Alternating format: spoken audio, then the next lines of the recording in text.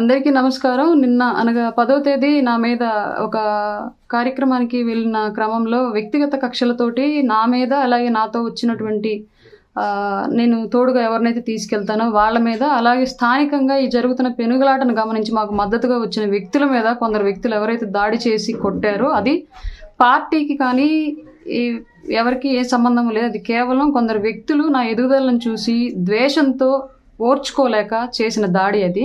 దానికి సంబంధించి పార్టీ నాకు 100% అండదండలు అందిస్తుంది, లీగల్ సపోర్ట్ కూడా అందిస్తుంది. దీనికి ముందు నేను న్యాయ పోరాటం చేస్తాను ముందు.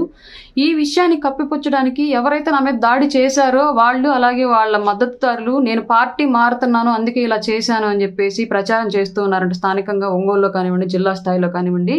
రాయపాటి అరుణ అనే అమ్మాయి బ్రతికున్న రోజులు, ఆ అమ్మాయి రాజకీయాల్లో ఉన్నన్ని రోజులు పవన్ కళ్యాణ్ గారు వెంటే ఉంటుంది. జనసేన పార్టీ కోసం మాత్రమే నిలబడిద్ది.